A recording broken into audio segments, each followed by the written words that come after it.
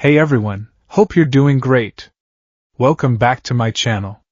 In today's video, we'll dive into what if Space Hero found Deku first. Smash that subscribe button, and be sure to peek at the description below. Let's begin. The laws of the world, as Izuku Midoriya understood them, were absolute. Gravity pulls things down. Energy cannot be created or destroyed, only transferred.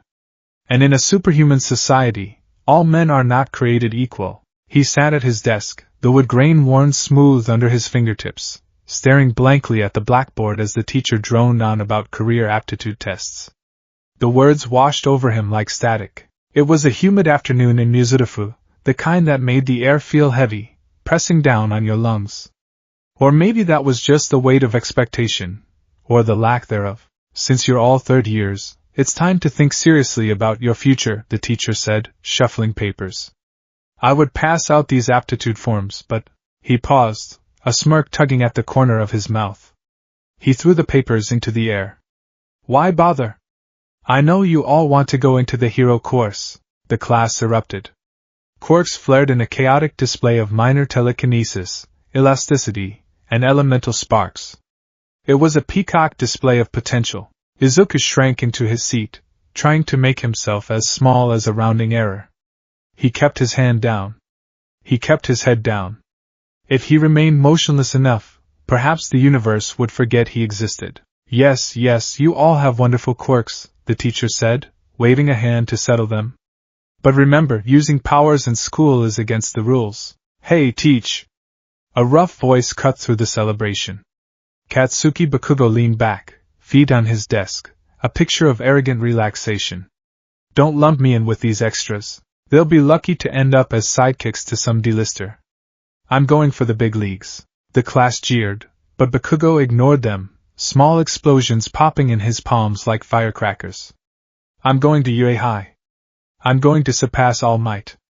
I'm going to be the top hero. Oh, right, the teacher mused, looking at his clipboard. Bakugo, you're aiming for UA, the class gasped. UA was the national barrier, the gold standard, and... The teacher's eyes slid down the list, landing on a name that made him pause. Midoriya is also applying to UA, isn't that right? The silence that followed was absolute. It was a vacuum, sucking the air out of the room. Then, the explosion. Not literal, but social. Laughter. It crashed over Izuku like a wave. Midoriya? No way. You can't get into the hero course just by studying. They got rid of that rule. But there's never been a quirkless hero. Izuku stood up, his chair scraping loudly against the floor, his hands trembling. They got rid of the rule. There's no precedent, but that doesn't mean I can't. Boom. Bakugo's hand slammed onto Izuku's desk, the force of the explosion knocking Izuku backward onto the floor. Smoke curled from the scorched wood. Deku! Bakugo loomed over him, his eyes burning with a complex mix of superiority and irritation.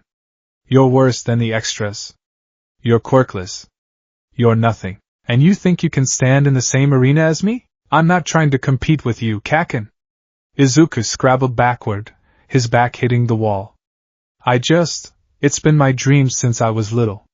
And I won't know unless I try. Try? Bakugo scoffed, smoke drifting from his palms. Try what? Taking the entrance exam just to embarrass yourself? What can you do? You're defenseless. The class laughed again. The sound was sharp, piercing. Izuku looked down at his red sneakers. Defenseless. The laws of the world were absolute. The strong dominated. The weak were pushed against the wall. The sun was beginning to dip, casting long, orange shadows across the school grounds. Izuku walked toward the koi pond, his stomach churning. He just wanted to go home. He wanted to write, in his notebook. He wanted to pretend, for just a few hours, that the world made sense. But the world had one more indignity for him today. Bakugo and his lackeys intercepted him at the gate.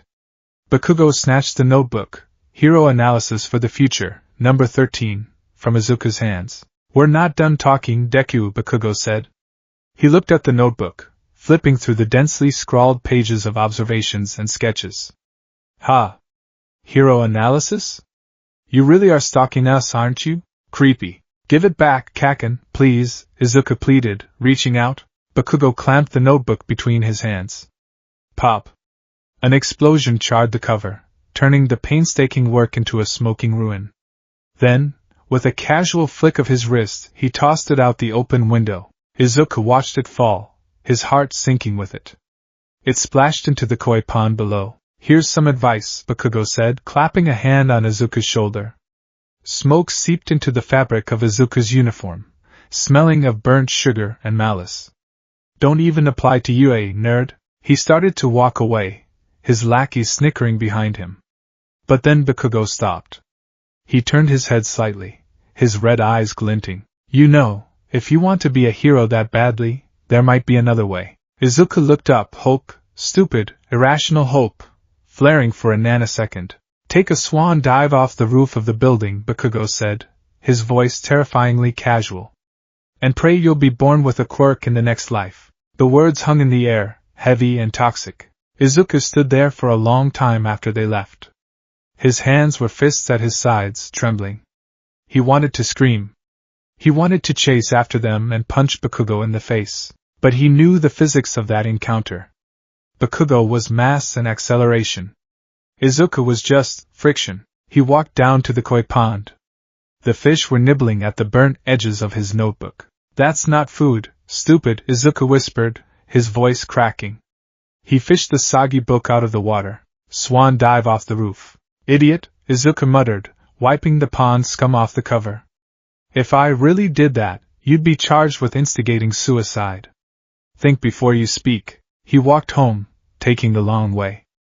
He needed to avoid the tunnel. He usually went that way, but today he felt like the shadows would be too deep, too suffocating. He needed the sky. He needed to see the horizon. He didn't know it, but that choice, taking the long route, avoiding the underpass, changed the variable. He didn't meet the sludge villain in the tunnel. He didn't meet All Might there. He missed the inciting incident of a different timeline by a margin of 2 streets. Instead, he walked toward the shopping district, his mind a whirlpool of self-pity and analysis. Is it really impossible? He thought, clutching the damp notebook to his chest. Is biology destiny?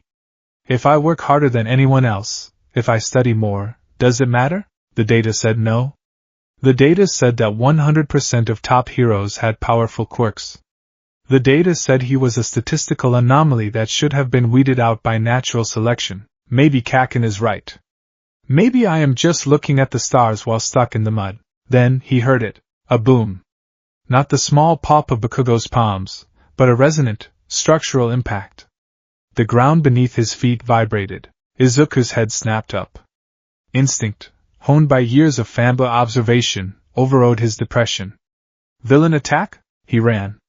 His legs moved on their own, pumping hard against the pavement.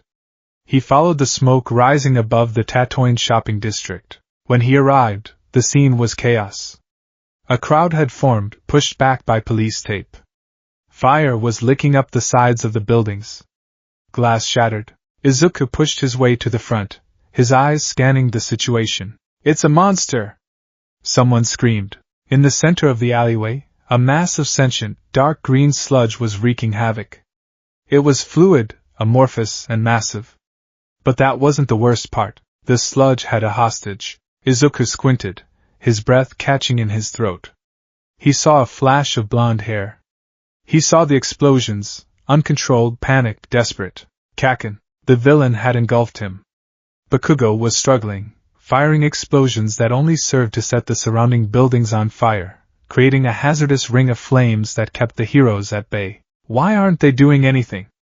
Izuku whispered, his eyes darting to the pro-heroes on the scene. Death Arms was there, lifting a piece of debris, but he hesitated near the fire. I can't get close. My punch won't work on a fluid body. Kamui Woods was swinging in, but the flames made him recoil. The fire. I can't risk my wood catching. Empty Lady arrived, giant and glamorous, but she stopped at the entrance of the narrow street. I can't fit. I'd crush the buildings and the civilians. They were stuck. The variables of the situation, fire, narrow terrain, fluid villain, hostage placement, had checkmated them. They were waiting. Where is All Might? a bystander cried. He's always here. All Might isn't here, Izuku realized, terror gripping his heart. They're waiting for someone with the right quirk. But Kaken doesn't have time. He looked at Bakugo. The sludge was forcing itself into Bakugo's mouth and nose. The explosions were getting weaker, and then their eyes met. For the first time in his life, Izuku didn't see arrogance in Bakugo's eyes. He didn't see pride. He saw fear. Pure, unadulterated terror. It was a cry for help that no sound could carry. The laws of the world said Izuku should stay put. He was quirkless. He was weak. He was a liability. Izuku broke the law. He ducked under the police tape. Hey! Come back here, kid! Death Arms shouted. Izuku didn't hear him. The world narrowed to a tunnel. All he could hear was the blood rushing in his ears and the crackle of the flames. What do I do? What do I do? He had no plan. He had no weapon. He had a soggy notebook and a yellow backpack. He sprinted into the inferno. The heat hit him like a physical blow, singing his eyebrows, but he didn't stop. The sludge villain's eyes widened. You again? No, a different brat? Doesn't matter. I'll kill you. The villain raised a tendril of sludge to strike. Izuku reacted on pure adrenaline. He swung his backpack by the strap, hurling it with all his might. The bag flew through the air, the zipper catching the villain in the eye. Gah! The villain flinched, the sludge loosening for a fraction of a second. Izuku clawed at the muck covering Bakugo's mouth. It was cold, viscous, and smelled like sewage. Kaken! Deku? Bakugo choked out, his voice wet and strained. What the hell are you doing here? I don't know. Izuku screamed, tears streaming down his face, his fingers slipping uselessly in the slime. My legs, they just moved. He pulled. He clawed. But it was like trying to scoop water with a sieve. The sludge was reforming, hardening around them. You little pest! The sludge villain roared, recovering from the backpack strike. The fluid rose up, towering over Izuku like a tidal wave of death. I'm done playing.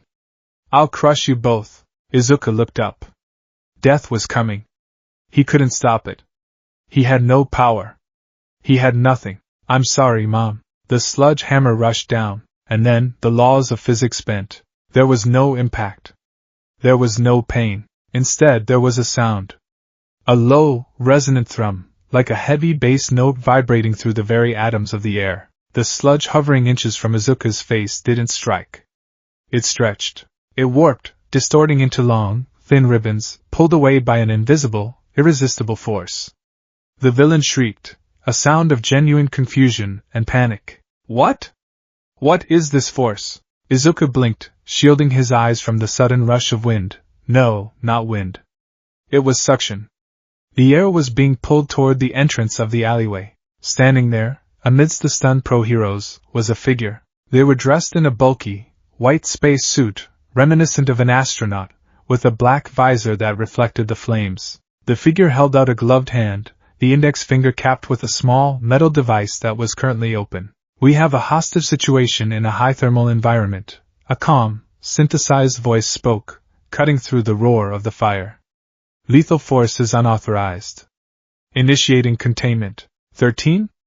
Kamui Woods gasped. The space hero? Black hole, 13 stated. The suction intensified, but it was surgical. Izuku felt his hair standing on end, his clothes tugging, but he wasn't being lifted. The force was focused entirely on the villain. The sludge villain tried to anchor himself, gripping Bakugo, but the physics were undeniable. The sludge was a fluid. The vacuum was absolute. Let go, or you will be torn apart at the molecular level, 13 warned. The villain screamed as his mass was stripped away layer by layer, sucked into the finger of the space hero, and disintegrated into dust. Realizing he was losing mass too quickly to maintain his hold, the villain panicked. D-damn you! The sludge snapped back, releasing Bakugo and Izuku to save its own core. Now! 13 commanded. As soon as the boys were clear, the suction power increased tenfold. The fires nearest to the villain were snuffed out, the oxygen fueling them sucked away. The villain himself was pulled off the ground, a screaming blob of gelatinous goo, and condensed into a tight sphere hovering in the air before being sucked entirely into the hero's finger. Snap! 13 closed the cap on their finger. The sound stopped. The wind died. Silence fell over the alleyway. Izuku sat on the pavement, gasping for air, his hands covered in slime. Beside him, Bakugo was coughing violently, hacking up the remnants of the villain. It was over. Not with a smash, but with a calculation. The aftermath was a blur of flashing lights and police tape. The paramedics checked them over. Bakugo was physically fine, just shaken. Izuku had a few scrapes and singed hair, but he was intact. Then came the lectures. "You idiot!" Death Arms was shouting, pointing a finger in Izuku's face. "Do you have a death wish? You're a civilian. You have no quirk. You just got in the way. If 13 hadn't shown up, you'd be dead, and you would have gotten that other kid killed too." Kamui Woods nodded in agreement. "It was reckless. Absolutely foolish." Izuku stood there, head bowed, taking the verbal beating. "They're right. I was useless. I just wanted to help." A few yards away, the narrative was different. The heroes were swarming Bakugo. "That quirk is amazing, kid. You held out for so long. You're natural hero material. Once you go pro, come to my agency." Bakugo scowled, wiping his mouth, but he soaked up the praise. He glanced over at Izuku, his expression unreadable. Izuku tightened his grip on his backpack straps. "I should go. Excuse me?" The voice was soft, polite, but it carried an authority that made Death Arms stop mid-sentence. 13 approached the group. The bulky white suit looked out of place among the spandex-clad combat heroes. They moved with a strange, gliding grace. 13, Death Arms said, straightening up. "Good work with the capture." "I was just telling this kid," I heard 13 said. The black visor turned toward Izuku. "Midoriya Izuku, correct? I saw the name on your notebook cover before it was stepped on." Izuku looked down. The notebook was on the ground, trampled in the chaos. "Why, yes. I'm sorry to cause trouble." "Trouble?" 13 tilted their helmet. "Heroes, may I borrow him for a moment?" Sure," Kamui Woods said, looking confused. 13 gestured for Izuku to follow. They walked away from the flashing lights, away from the media that was currently interviewing Bakugo, to a quieter side street. Izuku's heart hammered against his ribs. "Here it comes. The space hero is going to scold me too. They're going to tell me I was illogical." 13 stopped, and turned to face him. Even though he couldn't see their face, Izuku felt a gaze inspecting him. "Tell me, Midoriya," 13 said. "Why did you run in?" Izuku swallowed hard. I don't know. My legs just moved." I saw his face. Kaken looked like he was asking for help. And no one else was moving. The other heroes were pinned by the variables, 13 noted. Fire, hostage, lack of suitable quirks. Logic dictated they wait for a specialist. "I know," Izuku whispered. "I know it was stupid. I don't have a quirk. I couldn't do anything." "You did something," 13 corrected. "You threw your bag. It hit the villain's eye. It caused a 1.5-second distraction. In that time, the villain's grip loosened, allowing the hostage to take a breath. That breath prevented asphyxiation." Izuku looked up, surprised. I did. Furthermore," 13 continued, "your presence altered the villain's focus. He stopped expanding the fire circle to deal with you. That reduced the thermal damage to the surrounding buildings by approximately 12%. 13 took a step closer. The suit whirred softly. "But more importantly, you moved. When those with power stood still, waiting for the perfect conditions, you ran into the chaos with nothing but your bare hands." Izuku felt tears pricking his eyes. He tried to blink them away. But Death Arms said I was reckless." "You were," 13 agreed. "But recklessness and bravery are often separated only by the outcome. And the outcome today is that both students are alive." 13 paused. They seemed to be considering something. "Midoriya, do you want to be a hero?" The question hung in the air. It was the question Izuku had been asking everyone his whole life. His mother. His classmates. The internet. Izuku clenched his fists. The tears spilled over. "Yes. More than anything. But, his voice broke. But I'm quirkless. The doctor said, society said.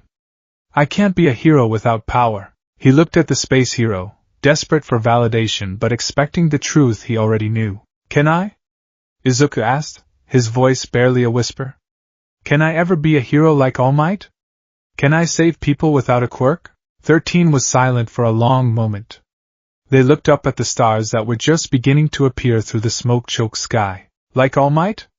13 asked gently. No. Izuku's chest seized. He squeezed his eyes shut. I knew it. You cannot be All Might, 13 continued, their voice taking on a firmer, more lecture-like tone. All Might is a hammer. To him, every problem is a nail. He saves people by smashing the threat. He relies on overwhelming force. 13 looked back down at the boy. But the world is not made of nails, Midoriya. Sometimes it is made of water. Sometimes it is made of collapsing concrete, or toxic gas, or the vacuum of space. You cannot punch a flood. You cannot smash a virus. Izuku opened his eyes. I am a rescue hero, 13 said. My quirk, Black Hole, is terrifying.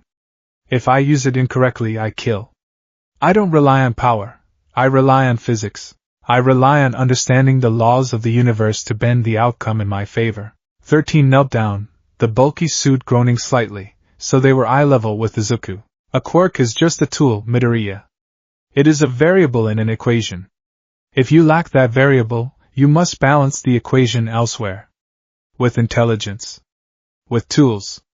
With strategy. With heart. 13 pointed a gloved finger at Izuku's chest. You ran in when the tools failed. You have the heart. The rest? The physics, the strategy, the equipment? Those can be learned. Izuku's breath hitched. He felt like his lungs were expanding, taking in air for the first time in years. So, Izuku sobbed. I can? If you are willing to learn that being a hero isn't about how hard you can hit, but about who you can save. 13 stood up, offering a hand. Then yes. You can be a hero. Izuku collapsed to his knees, pressing his forehead against the pavement, crying harder than he ever had in his life. It wasn't the boisterous laugh of All Might saying I am here. It was the quiet, calculated assurance of a scientist stating a fact. You can. Get up, kid. The pavement is dirty. Izuku scrambled to his feet, wiping his face with his dirty sleeve. He looked at 13, awe shining in his red-rimmed eyes. Thank you? Thank you so much. Don't thank me yet, 13 said, sounding amused. If you're serious, this is going to be hard. Harder than it is for anyone else. I'll do it! Izuku shouted. I'll do anything. Good, 13 said. They reached into a pouch on their belt and pulled out a small card. I operate out of the USJ, the Unforeseen Simulation Joint at UA High. It's a facility designed for disaster rescue training. 13 handed the card to Izuku. Be at the front gates of UA this Saturday at 0600 hours. Wear a tracksuit. Bring a notebook. A dry one. Izuku took the card as if it were made of gold. Yes. Yes, I will. I'll be there. We have 10 months before the entrance exam, 13 said, turning to walk away. We have a lot of physics to cover. Newton's laws aren't going to memorize themselves. Wait. Izuku called out. 13 paused. Why? Izuku asked. Why me? 13 looked back over their shoulder. The visor gleamed. Because, Midoriya, 13 said softly. I saw you analyzing the scene before you ran in. You were the only one who realized the villain was fluid, not solid. You aimed for the eye because it was the only solid anchor point. You didn't just run, you calculated. 13 tapped the side of their helmet. The world has enough brawlers. We need more thinkers. See you Saturday. The walk home felt different. The air was still humid, the streets were still dark, but gravity seemed to have loosened its hold on Izuku. He felt lighter. He opened the door to his apartment. Mom! I'm home! Inko Midoriya rushed into the hallway, tears already streaming down her face. She had seen the news. Izuku! Oh my goodness, are you okay? I saw the fire. I saw you running. Why would you do that? She hugged him, checking him frantically for burns. I'm okay, Mom. I'm okay, Izuku said, hugging her back. He buried his face in her shoulder. I was so scared, Inko sobbed. I thought I lost you, Mom, Izuku said, pulling back slightly to look her in the eyes. He smiled, a genuine, radiant smile that hadn't been on his face since he was 4 years old. I met someone. A hero, Inko sniffled, wiping her eyes. All Might? No, Izuku said, shaking his head. He clutched the card in his pocket. 13. The space hero. They told me I could do it. Inko froze. She looked at her son. She saw the light in his eyes, the determination that replaced the hollow sadness she had worried about for years. They said I can be a hero, Izuku said firmly. And I'm going to be.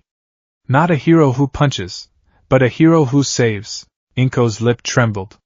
She remembered the day she had apologized to him, the day she had crushed his dream because she wanted to protect him from the pain of an unfair world. She realized now that she hadn't protected him.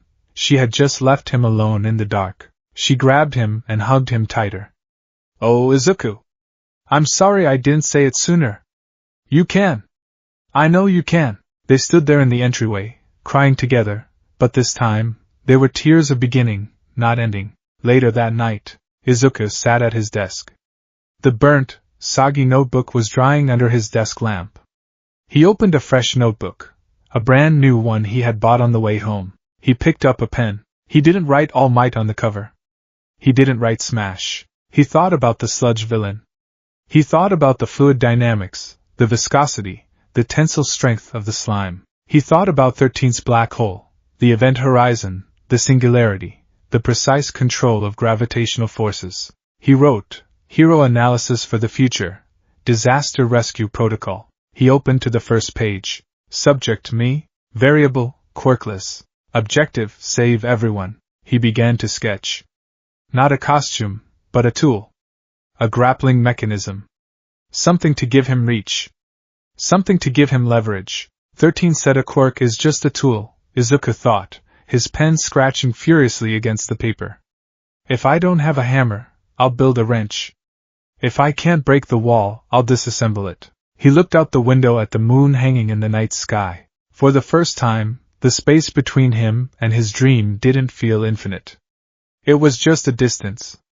And distance could be traversed, provided you understood the math. First law, an object at rest stays at rest, unless acted upon by an unbalanced force. Saturday morning arrived with a stillness that felt heavy. The sun had not yet breached the horizon, painting the sky in deep indigos and bruised purples. The streets of Muzutafu were quiet, save for the rhythmic slap of red sneakers against the pavement. Izuku Midoriya was the unbalanced force. Or at least, he was trying to be. He stood at the bottom of the massive hill leading up to UA High. The H-shaped glass barrier glittered in the pre-dawn light, a fortress of dreams that had always felt impenetrable. For years, he had looked at this hill and felt the weight of his own inertia, the crushing reality of being quirkless in a world powered by the extraordinary. But today, he had an invitation. He checked the card in his pocket for the 10th time. 0600 hours. USJ. He took a breath, the cold air stinging his lungs, and began to climb. He wasn't wearing his school uniform. He was wearing a teal tracksuit his mother had bought him yesterday, tears in her eyes as she handed it to him. It was a size too big, the fabric bunching at his wrists and ankles, making him feel even smaller against the backdrop of the massive Hero Academy. By the time he reached the main gate, he was sweating. The security sensors hummed, and for a terrifying moment, Izuku thought the barrier would slam shut, rejecting him like a biological error. Instead, the light turned green. Authorized guest. He walked through the campus, navigating by the map on his phone. Yui was a city unto itself, silent and imposing. He passed the main glass towers, heading toward the rear of the campus where the specialized facilities were located. And there it was, the unforeseen simulation joint. The USJ. From the outside, it looked like a giant observatory, a dome of white metal and glass. To Izuku, it looked like a cathedral. He stood before the massive doors, checking his watch. 5:58. He waited 2 minutes, his heart hammering against his ribs like a trapped bird. At exactly 6 o'clock, the doors hissed open. Punctuality, A synthesized voice echoed from the darkness within. The first step in disaster response is arriving before it's too late. Izuku stepped inside. The smell hit him first. It didn't smell like a school. It smelled like rain, scorched earth, ozone, and old concrete. As his eyes adjusted to the dim light, he gasped. The interior was cavernous. It was an entire world contained within a dome. To his right, a massive lake shimmered. To his left, a mountain of twisted ruins rose toward the ceiling. In the distance, he saw a city engulfed in perpetual fire, and a dome simulating a storm. Welcome to my classroom, Midoriya. 13 stood at the bottom of a long staircase. The space hero was not wearing the bulky suit from the villain attack. Instead, they wore a streamlined version, a white jumpsuit with black padding, and the helmet was removed, resting on a nearby crate. Izuku blinked. He had never seen 13's face. The hero had soft features, short, bobbed hair, and eyes that looked tired but kind. They looked human. Normal. 13-sensei. Izuku bowed so low he almost headbutted his knees. Thank you for having me. I'm in your care, 13 smiled. At ease. We have a lot to cover and only 10 months to do it.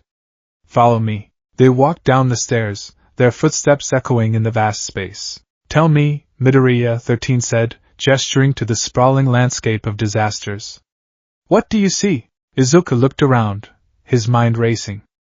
I see training grounds. Different biomes. The shipwreck zone, the landslide zone, the conflagration zone. Those are labels, 13 corrected gently. Look closer. Look at the physics. Izuku paused.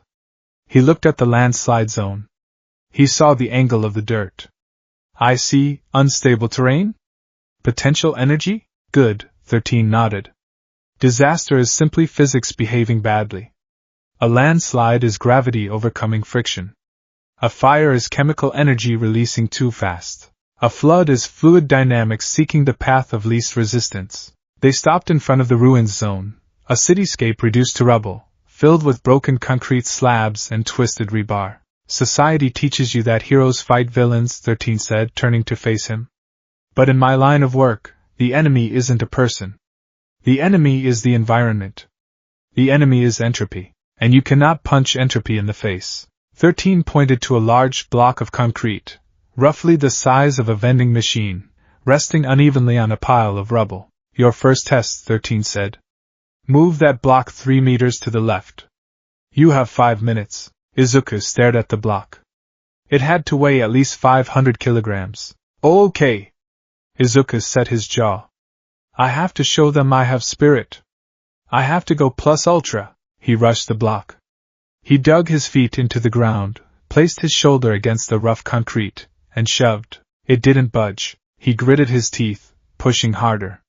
His sneakers slipped on the gravel. He strained every muscle in his meager frame, his face turning red, veins popping in his neck. RRGHHH. Nothing. It was immovable. He switched tactics. He tried to get under it to lift. He grabbed a jagged edge and pulled. The concrete bit into his fingers, tearing the skin. He pulled until his back screamed in protest. 2 minutes, 13 marked, watching calmly with a clipboard. Izuku was panting, sweat dripping down his nose. Think, Izuku, think. How would All Might do it? He would just smash it. But I can't smash it. He tried kicking it. He tried shoulder checking it. He threw his entire body weight against it in a desperate tackle. The block remained unimpressed. Time, 13 called. Izuku collapsed against the rubble, gasping for air, clutching his bleeding fingers. I couldn't. I'm not strong enough. Correct, 13 said. You are not strong enough. Biologically, you cannot generate the newtons required to overcome the friction coefficient of this block against the ground. 13 walked over to a pile of scrap metal nearby. They picked up a long, sturdy steel pipe, about 2 meters in length.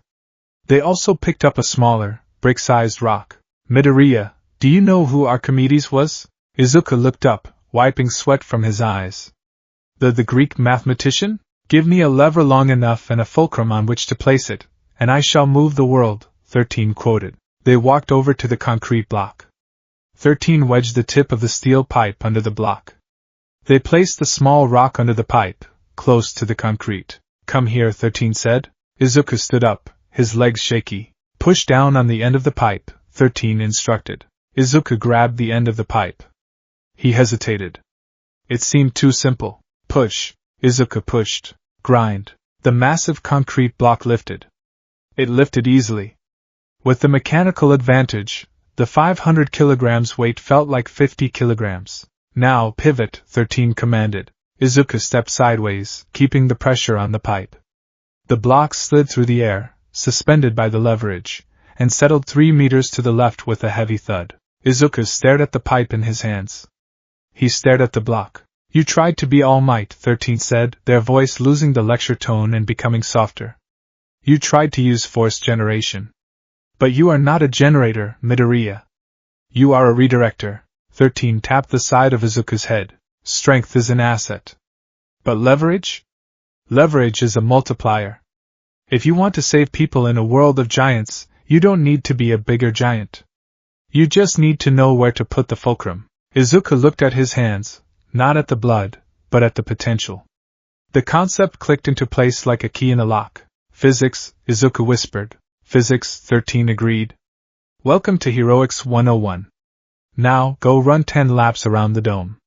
You have 0 muscle mass, and levers require a sturdy base. Second law, force equals mass times acceleration, F equals ma. The first 3 months were a blur of exhaustion and revelation. Izuku's life became a rigid schedule. School. Run to Yui, train until his body failed.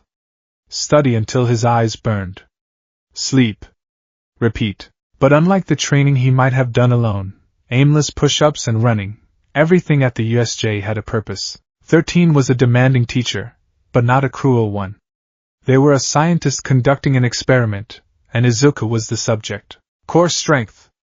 13 shouted one rainy Tuesday in the shipwreck zone. Izuku was currently balancing on a slippery, tilting platform in the middle of the artificial lake, trying to tie a complex knot with a heavy rope while waves crashed over him. If your core is weak, you cannot stabilize a victim. 13 called out from the dry dock. You are the anchor. If the anchor moves, the ship sinks. Izuku gritted his teeth, his abs screaming as he fought the motion of the platform. Center of mass. Lower my center of mass. Widen the stance. He finished the knot, a double bowline, and held it up. Acceptable. 13 signaled. Now swim back. The water temperature is 12 degrees. Hypothermia sets in within 20 minutes. Move. The physical training was brutal, but the classroom sessions were where Izuku truly began to change. They sat in a small office within the USJ, surrounded by blueprints, whiteboards, and topographic maps. Midoriya, stop muttering, a teacher at Aldera Junior High would have said. Deku, shut up, Bakugo would have said. 13 sat across from him, sipping tea, listening to the stream of consciousness pouring out of the boy. If the villain has a gigantification quirk, the square cube law implies their bone density can't keep up with the mass increase unless they have a secondary reinforcement quirk, which means their joints are the weak point, specifically the knees and ankles, so a low-angle attack with a high tensile cable could trip them using their own momentum. Izuku clamped a hand over his mouth, his face flushing. I'm sorry. I was doing it again. It's creepy. 13 set their tea down. Why did you stop? You were processing, 13 said. You were identifying structural weaknesses based on biological assumptions. That is not creepy, Midoriya. That is threat assessment. 13 stood up and walked to the whiteboard. They drew a diagram of a collapsing building. Your brain is your quirk, 13 stated firmly. You process data faster than the average person because you have spent your entire life watching, analyzing, and fearing. You have been surviving in a hostile environment. That hypervigilance? It's a weapon. Sharpen it. Izuku stared at the whiteboard. My muttering is a weapon? Don't suppress the output, 13 ordered. Just organize it. Talk me through this collapse scenario. Where are the load-bearing pillars? Where is the void space for survivors? Izuku stood up, his shyness evaporating as he looked at the problem. He picked up a marker. Okay. If the impact came from the east side, He drew a jagged line. The stress fractures would propagate here and here. This wall is reinforced concrete, so it would likely pancake. But this steel frame here would twist, creating a triangular void pocket right here. He circled the spot on the board. 13 smiled behind their cup. Correct. That is where the family is hiding. Now calculate the load we need to lift to get them out. Third law, for every action, there is an equal and opposite reaction. By month 5, the seasons had changed. Summer was in full swing, turning the USJ into a greenhouse. Izuka had changed too. The tracksuit no longer hung off him like a sack. His shoulders had broadened.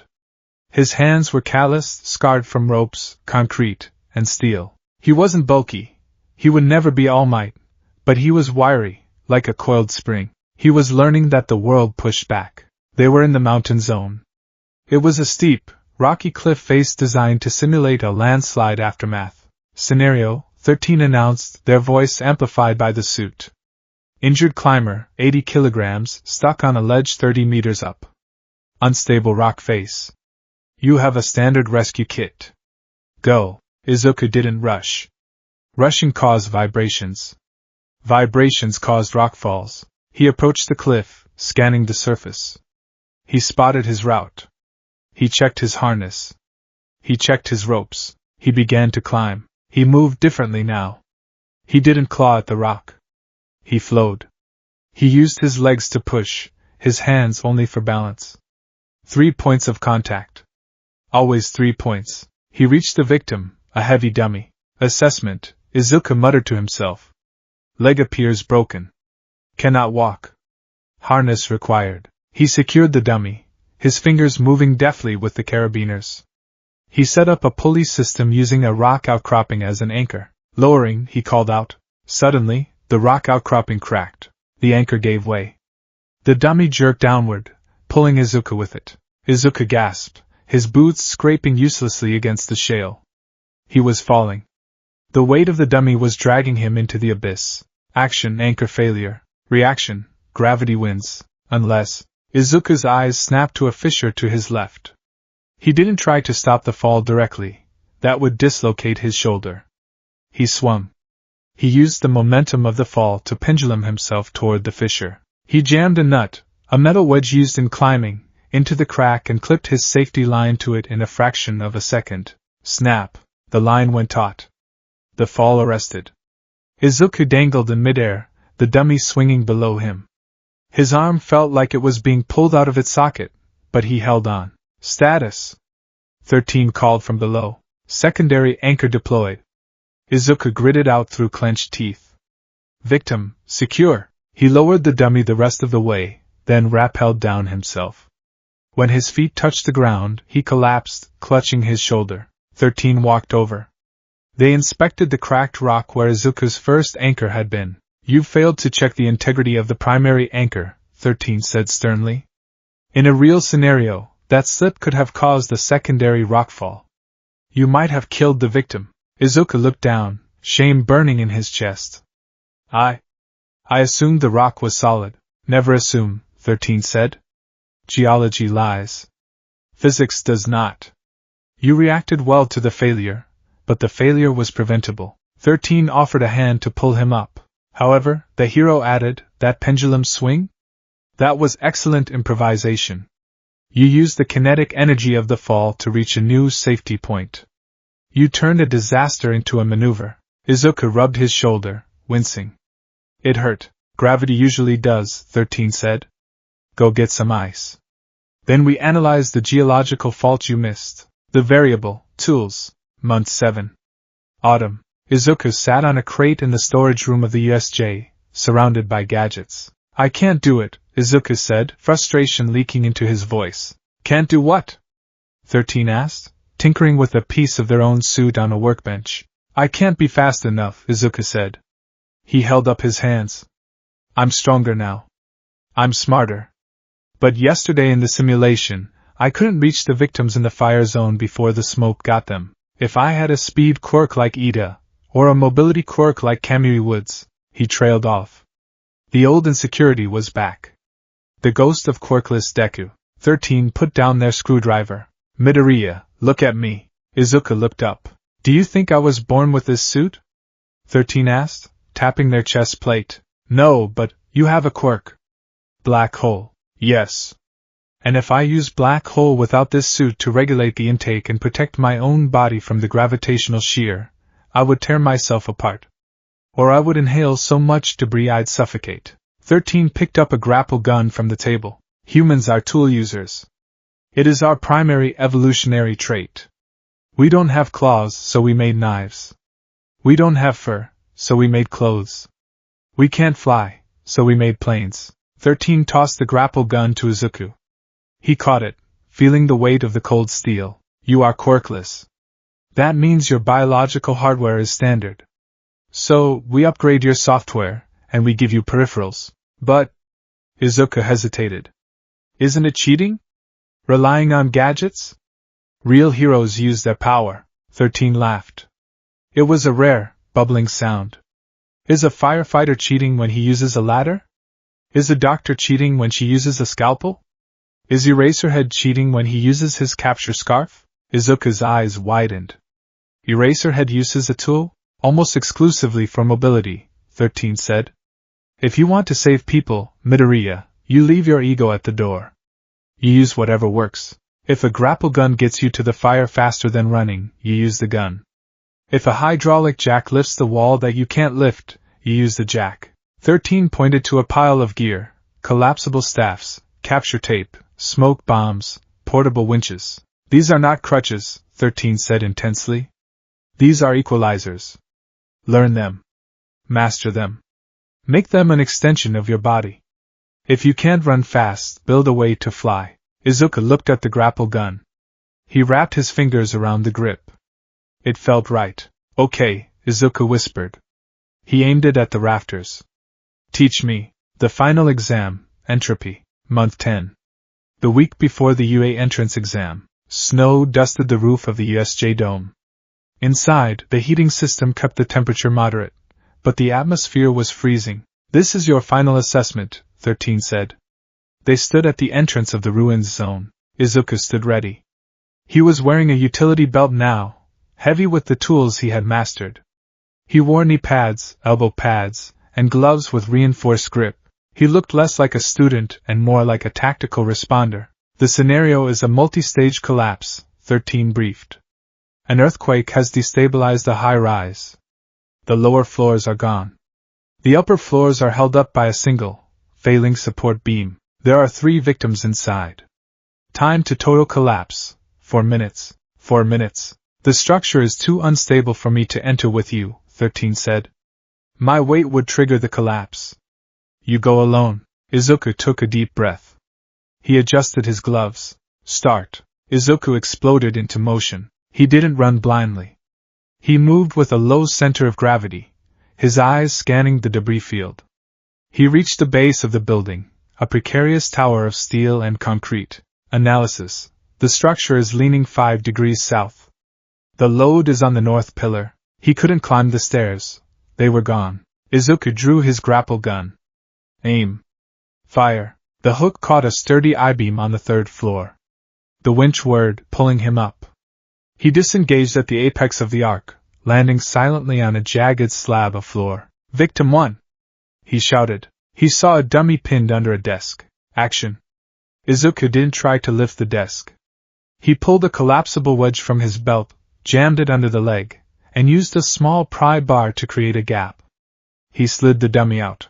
Clear! He tagged the dummy with a recovery beacon, a signal for extraction complete. Time check, 45 seconds. He moved up. The floor groaned.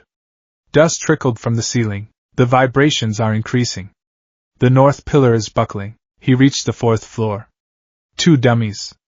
But there was a gap in the floor, a 3-meter chasm. Izuku didn't hesitate. He pulled out a coil of capture tape, Aizawa's favorite weapon, though Izuku used a synthetic version. He threw a loop around a pipe on the ceiling, tested the tension, and swung across. He landed, rolling to disperse the impact. He grabbed the 2 dummies. I have you! But then, the simulation threw a curveball. A loud crack echoed through the zone. The north pillar, controlled by hydraulics, gave way. The floor tilted violently to a 45-degree angle. Izuku slid. The dummies slid. They were sliding toward the edge, toward a 20-meter drop into the jagged rebar below. Friction! I need friction! Izuku slammed his boots into the floor, the rubber soles screaming. It wasn't enough. He was accelerating. Think! Third law. He grabbed his grapple gun. He didn't aim up. He aimed behind him, at a heavy piece of machinery that was bolted to the floor. He fired. The hook caught. The line went taut. The jerk nearly dislocated his shoulder again, but he stopped. He was dangling off the edge of the tilted floor, holding the two dummies by their collars with his other hand. HNNNGH. The strain was immense. His arms shook. The building groaned, preparing for the final drop. I can't pull them up. I don't have the leverage. He looked down. Below him, in the rubble, was a pile of sandbags, used to simulate soft debris. Terminal velocity calculation. Distance, 15 meters. Sand displacement. It was risky. It was crazy. Izuku unclipped the grapple line. He fell. He hugged the dummies close to his chest, twisting his body in midair. Land flat. Increase surface area. Dissipate impact. Wham! They hit the sandbags. A cloud of dust erupted.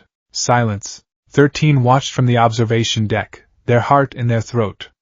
Midoriya? A hand punched out of the sand pile. Then a head of messy green hair. Izuku gasped for air, spitting out sand. He checked the dummies. They were intact. Victims, secured, he wheezed. The simulation buzzer sounded. 3 minutes 52 seconds. 13 exhaled, a sound of immense relief. They keyed the intercom. Assessment, reckless. Dangerous. High probability of spinal injury. Izuku slumped in the sand, looking defeated. However, 13 continued, and Izuku could hear the smile in their voice. You prioritized the lives of the victims over your own safety. You calculated the fall damage and took the brunt of it. And you beat the clock. 13 walked down toward the ruins. You pass, Midoriya. The morning of the exam. 10 months. Izuku stood at the beach. Not the Dagoba Municipal Beach Park. He hadn't cleaned that one, though he heard some scrawny blonde guy had been seen hauling fridges there. He stood looking at the ocean, the sunrise reflecting on the water. He was wearing his middle school uniform, but it felt tight across the shoulders now. His backpack was heavy, not with books, but with his approved support gear. He had filed the paperwork, citing quirkless fighting style requiring aids, a loophole 13 had helped him find. He pulled out his phone. A message from Space Sensei. Remember, the exam is designed for hammers. You are a lever. Don't play their game. Make them play yours. Good luck. Izuku smiled. He put the phone away. He looked at his hands. They were scarred. They were rough. They were the hands of someone who had moved concrete, climbed mountains, and fought gravity. He wasn't All Might. He wasn't the symbol of peace. He remembered what 13 had told him that first day. The world is not made of nails. I'm not a hammer, Izuku whispered to the waves. He clenched his fist. I'm the guy who fixes the wall after the hammer breaks it. He turned and walked toward UA High. He didn't look down at his feet. He looked at the horizon. The variable had changed. The equation was ready to be solved. The limit of the flesh. The concept of a limit is fundamental in calculus. It is the value that a function approaches as the input approaches some value. For Izuku Midoriya, the input was effort. The value was heroism. But the limit was biology. Again, the command echoed off the concrete walls of the Gamma Gym, a labyrinth of cement pillars and pipes deep within UA's training grounds. Izuku lunged forward, a wooden staff in his hands. His opponent was a clone of the pro-hero ectoplasm, a favor called in by 13. The clone stood motionless, waiting. Izuku feinted left, planted his foot, and swung the staff low, aiming for the clone's legs to sweep it. It was a solid move, practiced 1,000 times in the USJ, but the clone was faster. It simply stepped over the sweep, grabbed the staff with one hand, and delivered a swift, open-palmed strike to Izuku's chest. Gah! Air left Izuku's lungs in a rush. He tumbled backward, skidding across the floor.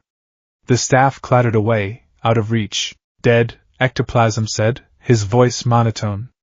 The clone dissolved into sludge. Izuku lay on his back, staring at the high ceiling lights. His chest throbbed. That makes 42 losses. 13 was standing on an observation gantry, looking down.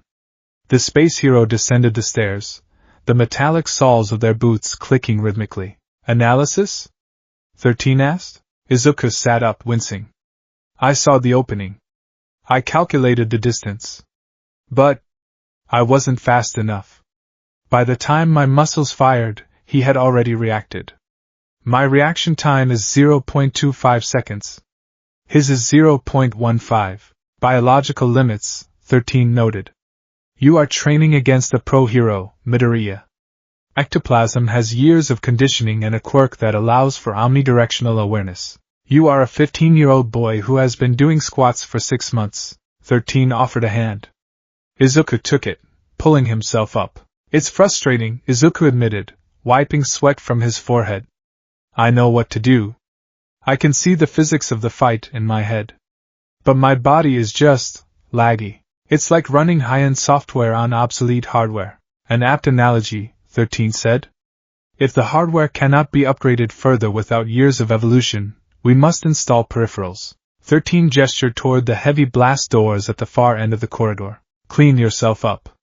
We have an appointment at the development studio. The mad inventor and the analyst. The development studio, presided over by the excavation hero, Power Loader, was less of a classroom and more of a mechanized jungle. The air smelled of soldering iron, grease, and something that smelled suspiciously like burnt toast. Majima-sensei, 13 called out, stepping over a pile of loose cables.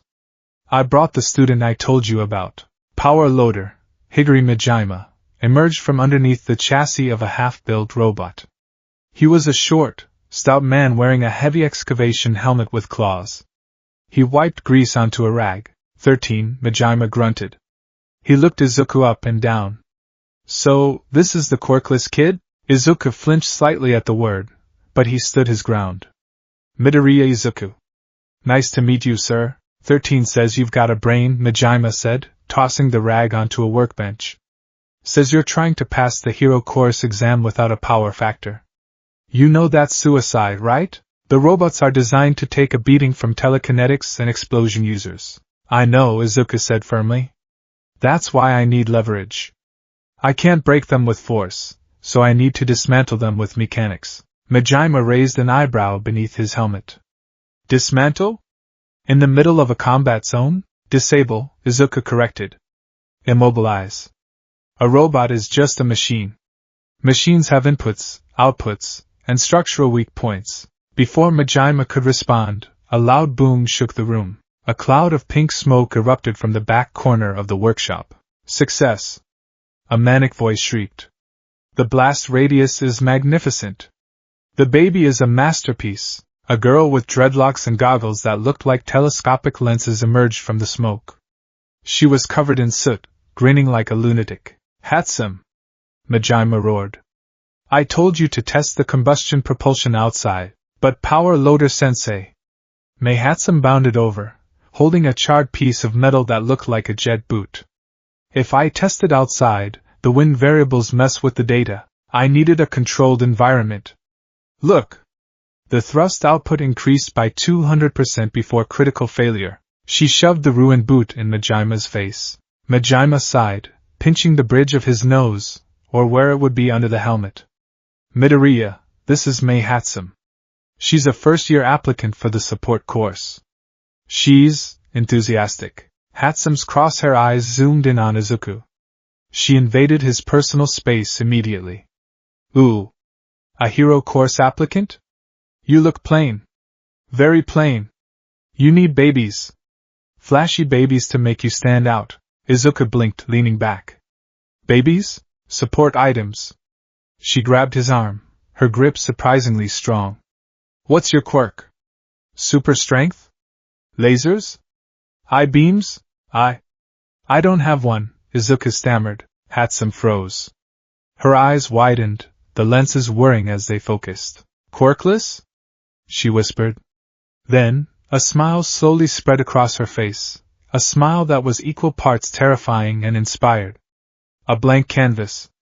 A user who relies 100% on my babies? If you were using my gear, it proves the superiority of technology over biology. She shook him violently.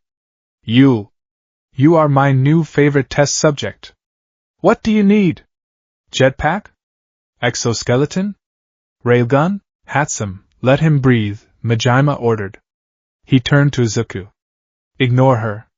Tell me what you had in mind. Izuku reached into his backpack and pulled out his notebook, Hero Analysis Number 14, Personal Gear Specs. He opened it to a marked page.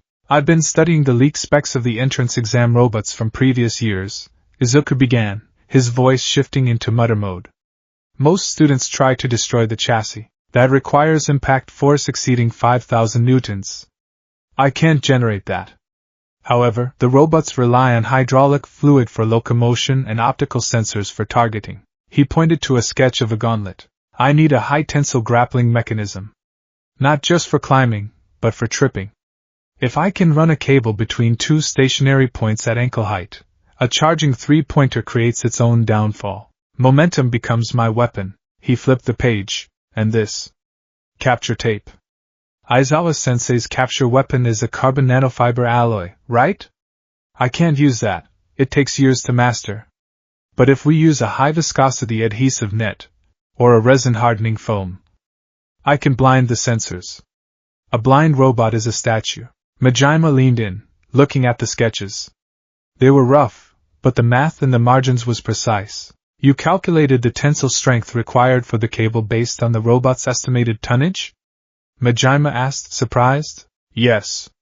Assuming a velocity of 40 km per hour, Izuku nodded. But the problem is the recoil. If I anchor a robot that heavy, the jerk will rip my arm out of the socket. I need a shock absorption system in the gauntlet, something to dissipate the kinetic energy. Handsome snatched the notebook. Hydraulic dampeners. No, too heavy. Pneumatic pistons? Maybe. Ooh. What if we used a non-Newtonian fluid layer in the bracing? It hardens on impact to brace the bone, but stays liquid for movement.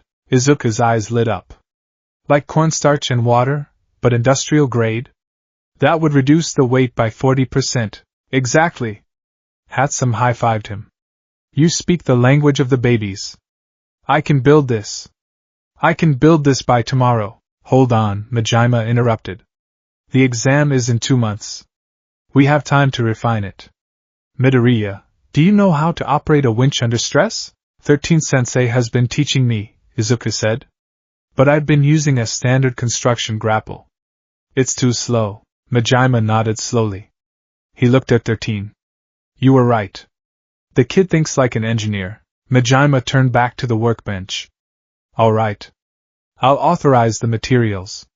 Handsome, you're on fabrication duty. Midoriya, you're on design specs. If you blow up my lab, you're both banned. Yes, sir. They chorused. For the next 6 weeks, the development studio became Izuku's second home. He wasn't just training his body anymore.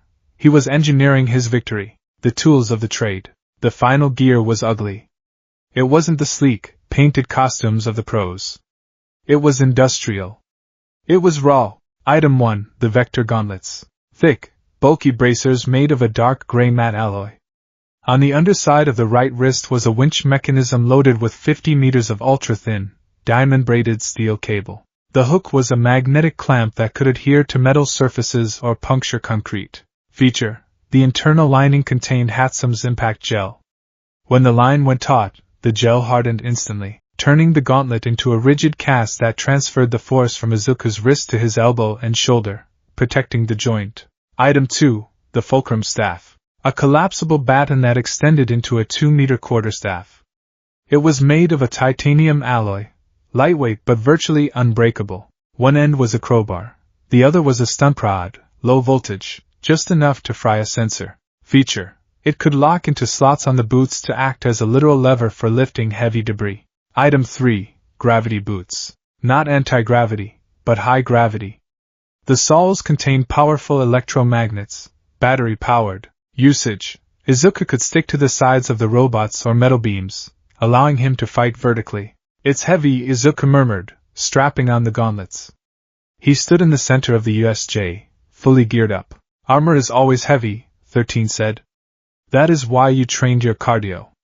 How does the balance feel? Izuku swung his arms. He extended the staff.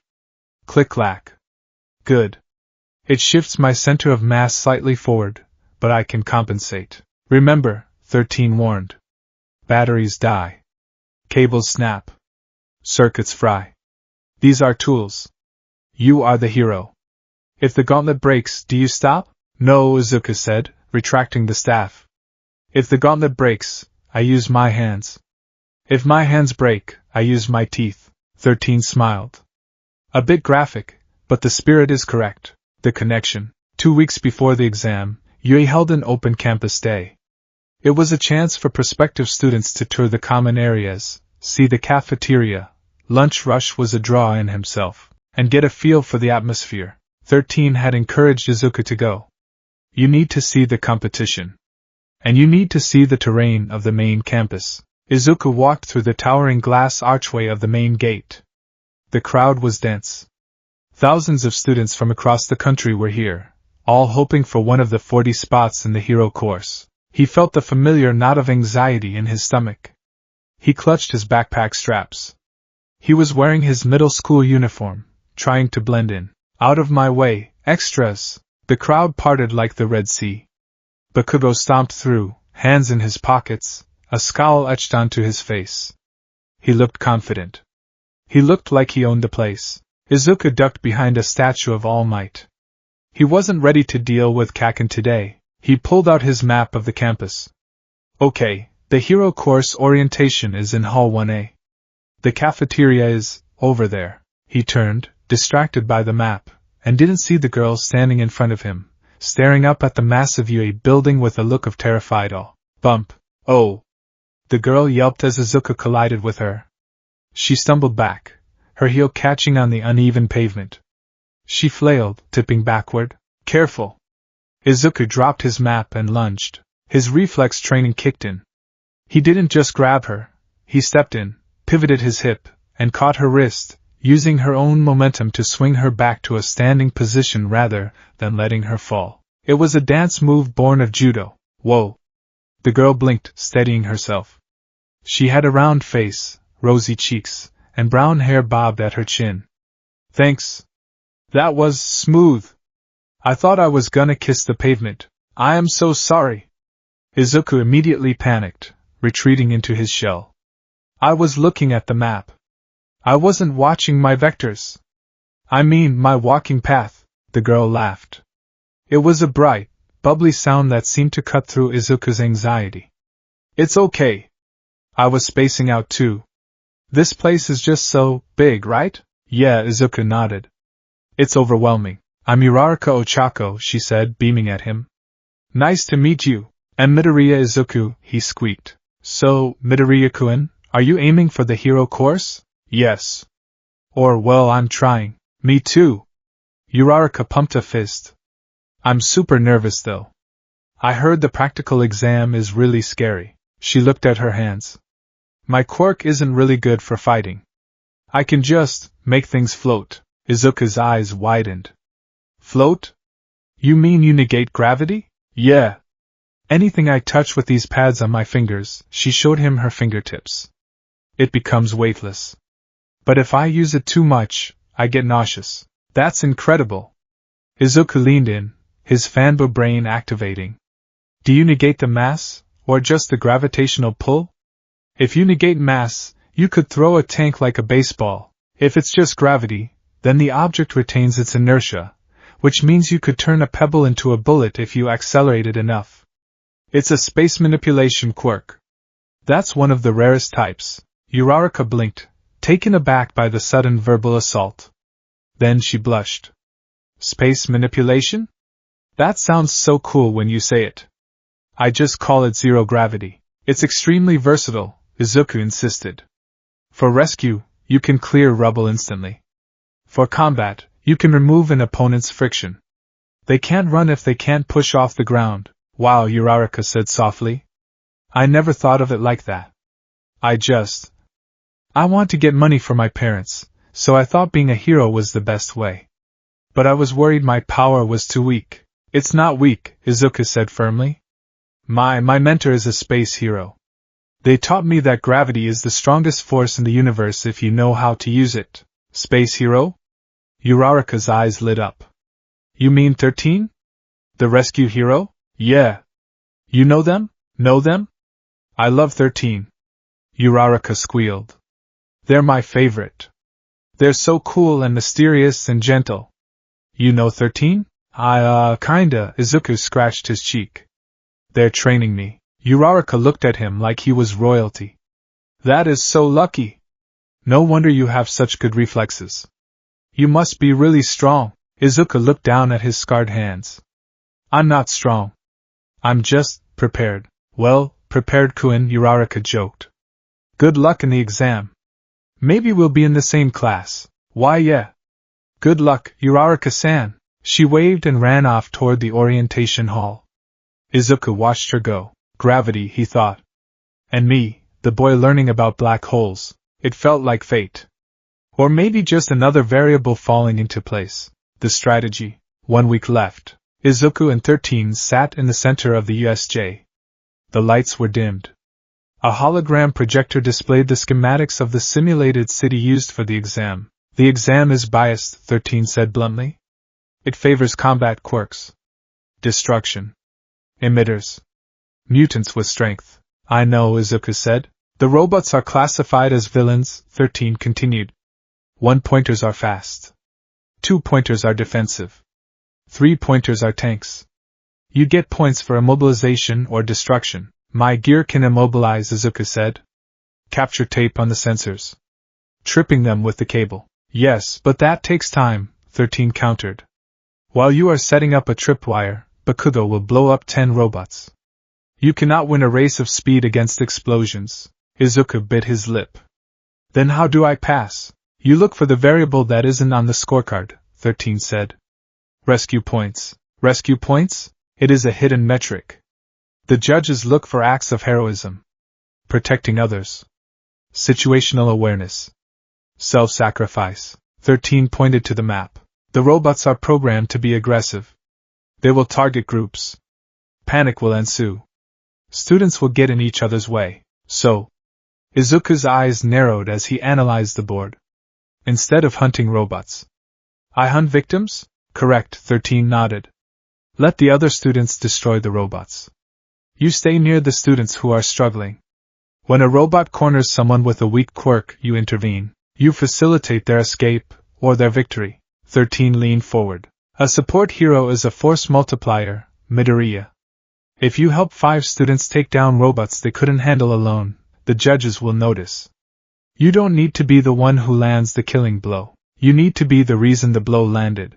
Assist counts, Izuku muttered. Crowd control. Battlefield management. Exactly. And one more thing. 13 clicked a button. A massive, menacing silhouette appeared on the hologram. The 0-pointer. Izuku gulped. It was huge. This is a gimmick, 13 explained. It is an obstacle designed to be avoided. It serves no purpose other than to induce terror. Logic dictates you run. Run, Izuku repeated. However, 13 said quietly. Chaos does not follow logic. If someone is trapped, if someone cannot run. Izuku looked at the space hero. Then I don't run, Izuku finished. Then you don't run, 13 agreed. But you do not fight it. It is too big for your cables. It is too heavy for your levers. So what do I do? You find the off switch, 13 said. Every machine has one. Or a hydraulic line. Or a power cell. Or you make it trip over its own feet. But do not try to stop it with force. You will die. Right. Physics over force. The night before, Izuku sat on his bed. His room was clean. The All Might posters were still there, but they were joined now by diagrams of bridges, blueprints of engines, and a small framed photo of him and 13 at the USJ. His gear was packed in a reinforced case. The vector gauntlets. The gravity boots. The fulcrum staff. There was a knock at the door. Izuku? Inko peeked in. Hey, Mom. She walked in, holding a garment bag. She looked nervous. I know you have the tracksuit you've been training in, she said. But I thought, well, if you're going to be a hero, you should look like one. She unzipped the bag. Inside was a jumpsuit. It was teal, like his tracksuit, but made of a tougher, fire-resistant material. 13 had secretly advised her on the fabric. It had white stripes down the sides, black knee pads, and a hood with rabbit ear aesthetic tips, a nod to All Might's hair, but also to his own agility. I made it, she said, her voice trembling. It's not as fancy as the pro suits, but... Izuku stood up. He ran his fingers over the fabric. It was sturdy. It was made with love. It's perfect, Izuku said, choking up. Thanks, Mom. You've worked so hard, Inko whispered, hugging him. You've come home bleeding and bruised for months. I'm so proud of you, Izuku. No matter what happens tomorrow, you're already my hero. Izuku hugged her back. He didn't cry this time. He felt calm. He had the tools. He had the strategy. He had the support. The variable was no longer zero. The morning of the exam, the UA gates loomed. The crowd was even bigger than the open house. Izuku wore his middle school uniform, but his case was heavy in his hand. He saw Bakugo ahead, snarling at someone who bumped him. He scanned the crowd and saw a bob of brown hair. Uraraka was breathing deeply, trying to calm her nerves. Izuku walked forward. He didn't trip this time. He walked with the steady, measured pace of someone who knew the terrain. He looked up at the glass towers reflecting the morning sun. 13 Sensei, he thought. I'm going in. He stepped across the threshold. The theory. The written exam was a battlefield of silence. In the vast lecture hall, hundreds of pencils scratched against paper, a collective sound like insects skittering over dry leaves. For most, this was the first hurdle, a wall of academic rigor designed to weed out those who had power but no discipline. For Izuku Midoriya, it was a warm-up. He sat in the middle row, his eyes scanning the questions with a calm that unnerved the student next to him. Question 4. Calculate the structural load of a bridge span if the villain Gigantomachia, approximate 25 tons, lands on the center fulcrum at a velocity of 60 km per hour. Izuku smiled faintly. 13 had made him solve this exact problem 2 months ago, while hanging upside down from a rafter to simulate blood rushing to the head during a crisis. Answer. The dynamic load exceeds the sheer strength of standard steel. The bridge collapses unless the force is distributed across the suspension cables. Reinforce vectors x and y. He wrote the equation rapidly, his hand moving on autopilot. English, history, mathematics, hero law.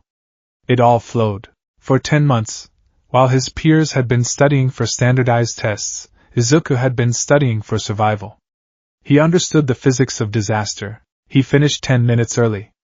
He set his pencil down, folded his hands, and closed his eyes. Written exam. Variable cleared. The hypothesis. Welcome to the live show. President Mick's voice boomed through the auditorium, amplified by his quirk to ear-splitting levels. Everybody say hey. Silence. Tough crowd. All right, examinees. Let's get to the main event. The practical exam. Izuku sat next to Bakugo, who was vibrating with suppressed aggression. Izuku kept his head down, reading the pamphlet. You'll be conducting 10-minute mock battles in supermassive urban settings. Mike shouted. You have been assigned to battle centers A through G. No working with your friends, so don't get any ideas. Izuku glanced at his card. Battle Center B. He looked at Bakugo's. Battle Center A. He let out a breath he didn't know he was holding. Safe. I don't have to worry about Kaken blasting me. Excuse me. May I ask a question? A hand shot up in the middle of the auditorium. A tall, bespectacled boy with blue hair stood up, his posture rigid. The pamphlet says there are 4 types of villains, but you only mentioned 3. If this is a misprint, you should be ashamed. We are here to be the best. The boy spun around and pointed a stiff finger directly at Izuku. And you! The one with the curly hair. You've been muttering this whole time. It's distracting. If you're here to sightsee, leave immediately. The spotlight hit Izuku. Hundreds of eyes turned to him. He shrank into his seat, face burning. Sorry. Okay, calm down. Examinee 7111. Present Mike waved a hand. The fourth villain is worth 0 points. It's just an obstacle. A gimmick. Think of it like a trap in a video game. It's huge, it's scary, and there's no point in fighting it. My advice? Run away. Thank you, sir. The boy bowed and sat down. Izuku looked at the silhouette of the 0-pointer on the screen. A trap, 13's voice echoed in his head. Logic dictates you run.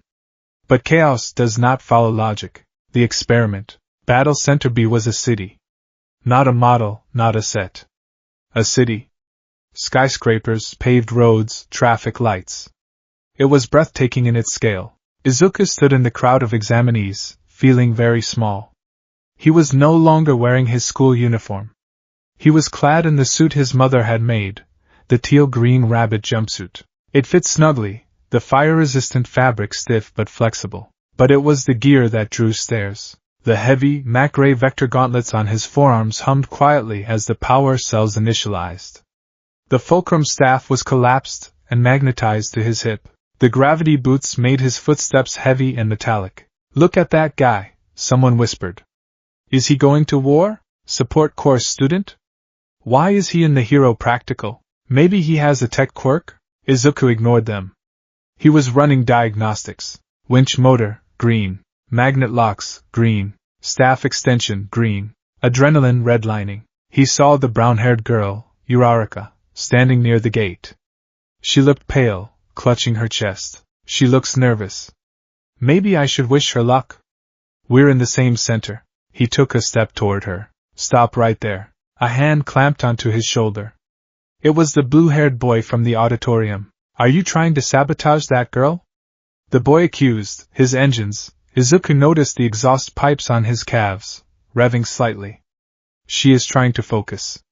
Do not distract her with your muttering or your gadgets. I wasn't. Izuku stammered. And start. President Mick's voice screamed from a tower above them. The students froze, confused. There was no countdown. What's wrong?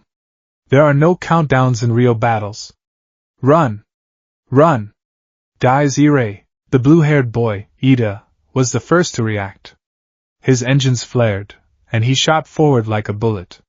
The rest of the crowd surged after him, a stampede of quirks. Izuku was left behind in the dust. Lag. No, Izuku gritted his teeth.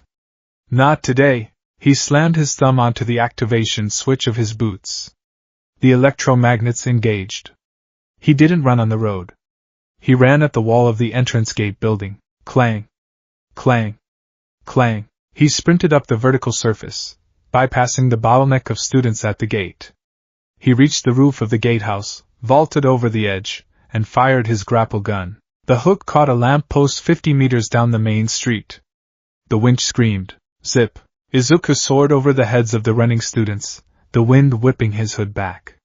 He landed in a roll, disengaged the hook, and kept running. He was ahead of the pack. Variable 1, the encounter, a 1-pointer. It looked like a trash can on a unicycle, but with a machine gun loaded with rubber bullets. It sped around the corner, its single red eye locking onto Izuku. Target acquired. It raised its gun. Izuku didn't have a shield.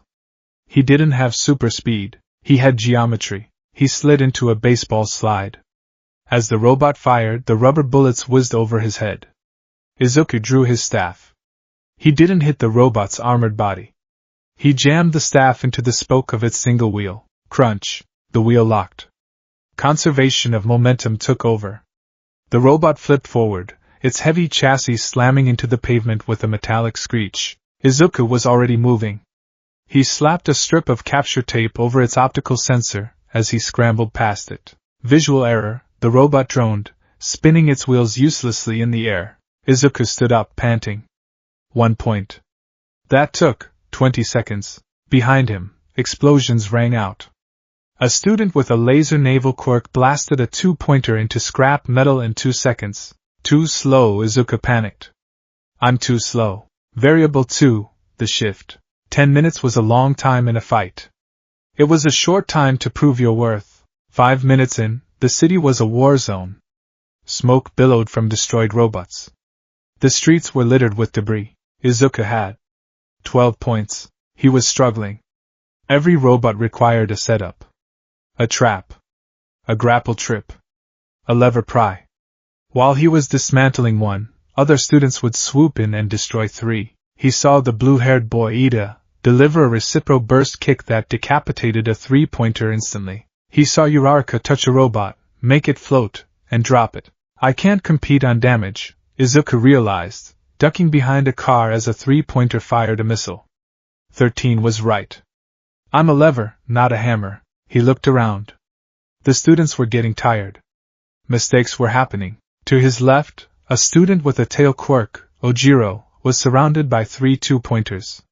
They were scorpion-like mechs, closing in with pincers. Crap! Ojiro blocked one tail, but the other two were flanking him. Izuku didn't attack the robots. He aimed his gauntlet at the fire escape above them. Zip! He swung down, not at the robots, but between them. He fired his second grapple line, from his left gauntlet, at the leg of the robot on the right. He retracted the winch while twisting his body in midair. The cable went taut. The robot was jerked sideways, crashing into the robot on the left. Clang! They tangled, their limbs locking together. Now! Izuku shouted at Ojiro. The joints are exposed. Ojiro didn't hesitate. He spun, his powerful tail smashing through the weakened neck joints of the tangled bots. Thanks, man! Ojiro yelled, giving a thumbs up before running off. Izuku checked his mental scoreboard. Still 12 points. Assists don't count for villain points, but he felt better. The panic receded. Strategy, force multiplier. He moved through the battlefield like a ghost. He saw a girl with earphone jacks pinned down by suppression fire. Izuku threw a smoke bomb, a chemical mix Hatsum made, into the robot's optical cluster. The robot fired blindly. The girl used the cover to blast it with sound. He saw a guy with multiple arms struggling to lift debris off his leg. Izuku extended his staff, wedged it under the slab, and applied leverage. Pull! The boy pulled his leg free. You're a lifesaver. Go! Izuku shouted. 2 minutes left. Izuku was exhausted. His arms ached from the recoil of the winches. His boots were running low on battery. He had 18 villain points. It's not enough, he thought, despair clawing at his throat. The cutoff last year was 40. I'm going to fail. He stood in the center of a four-way intersection, catching his breath. The fighting had moved deeper into the city. He was alone with the scrap metal. I need a big target. A three-pointer. Alone. Then, the ground jumped. The constant fear. It wasn't an explosion. It was an earthquake. Dust plumed into the air at the end of the main street. Buildings groaned. Glass shattered and rained down like confetti. A shadow fell over the city. It rose above the skyscrapers, a colossal, mechanical nightmare. The zero-pointer. It was bigger than the data suggested. It was a moving mountain of green metal, with treads the size of houses and hands that could crush a tank like a soda can. Targets acquired, its voice boomed, a sound so deep it rattled Izuku's teeth. It punched the ground. A shockwave tore up the asphalt. Run! It's the zero-pointer! It's huge! The students broke. The unified front of heroes dissolved into a panic stampede. They ran past Izuku, eyes wide with terror. Move it, tech boy! Someone shouted, shoving him aside. Izuku stumbled. He looked up at the monster. 13 said run? It's a gimmick. There are no points. He turned to run. His legs were shaking. Every instinct in his body screamed survival. Ow wow! A cry. Faint, barely audible over the grinding of the giant's gears. Izuku stopped. He looked back. Through the dust, 30 meters away, he saw her. Uraraka. She was on the ground. A piece of the destroyed pavement had been thrown up by the shockwave and landed on her legs, pinning her. She was struggling, her face contorted in pain, trying to touch the rock to float it, but she was too exhausted. She looked like she was about to vomit. The zero-pointer was advancing. Its massive tread was lifting, preparing for the next step. It was going to crush her. The other students were gone. Ida was running away, glancing back but calculating the distance as too great. Izuku looked at the robot. He looked at Uraraka. He looked at his gauntlets. Physics, his mind whispered. Mass times acceleration. I can't stop it. Heroism, His heart screamed. Move. The equation changed. The variable was no longer passing the exam. The variable was saving Ochako. Izuku didn't think. He didn't mutter. He ignited his boots. He sprinted toward the Titan. The solution. Midoriya? Ida yelled from the safety of the alleyway. What are you doing? It's suicide. Izuku didn't hear him. The world was tunnel vision. Analysis. Analysis.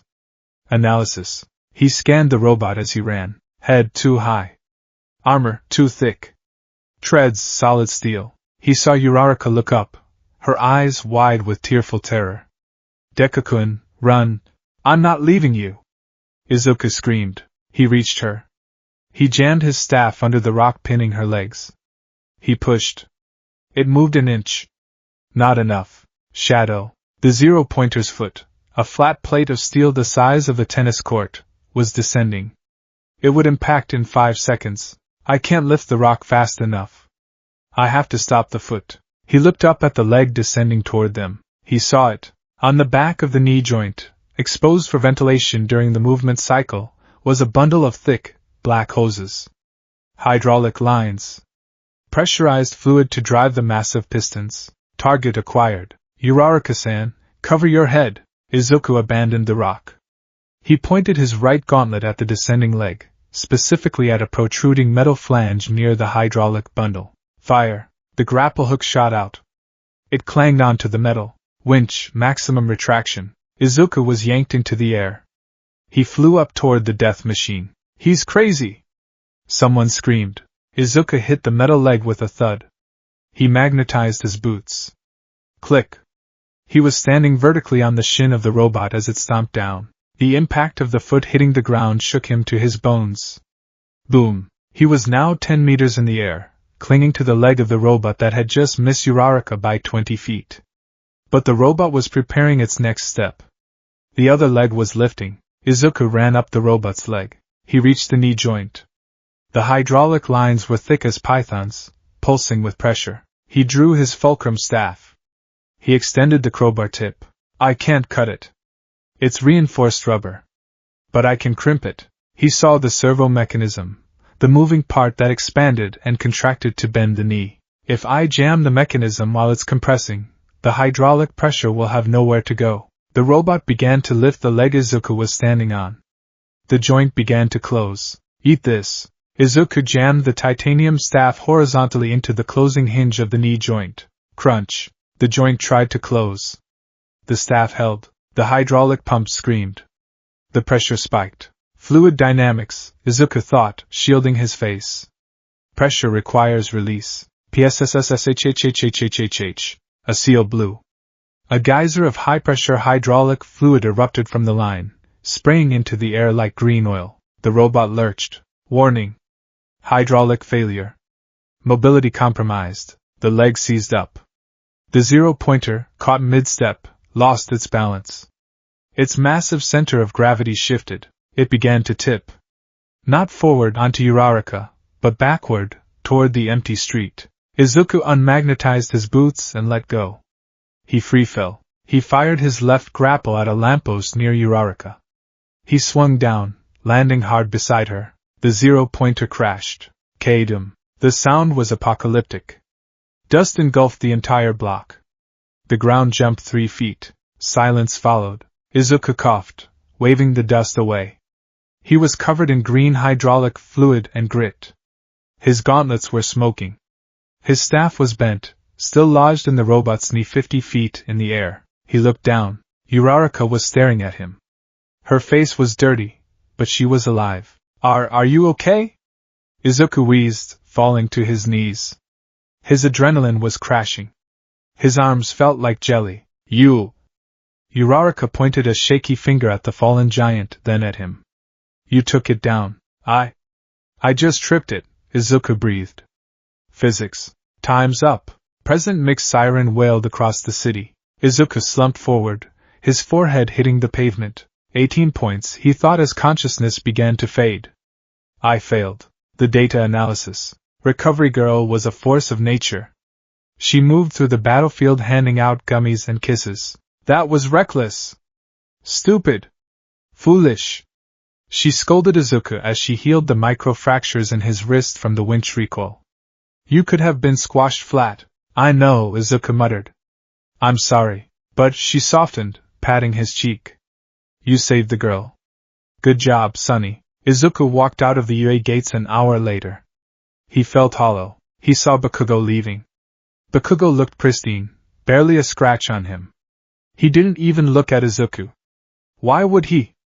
Izuku was a failure. He waited for Uraraka, but she was in the infirmary getting her leg treated. He walked home alone. The result: 1 week of silence. Izuku didn't go to the USJ. He couldn't face 13. He had failed. He had panicked. He had scored 18 points.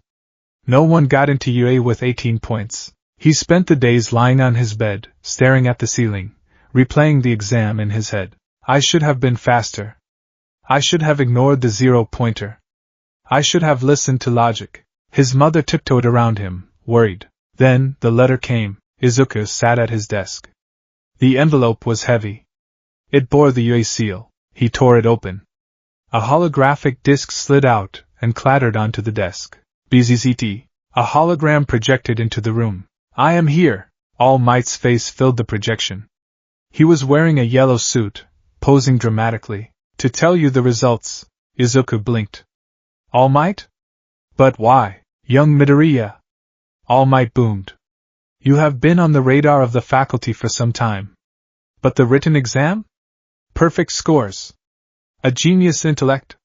However, the practical exam. Izuku looked down. Here it comes. You scored 18 villain points. All Might shouted. A pitiful score. Not enough to pass. In a normal year, you would be rejected. Izuku felt tears prick his eyes. I knew it. But, All Might leaned into the camera. What kind of hero's school would we be if we didn't reward the most important thing a hero can do? The video cut away.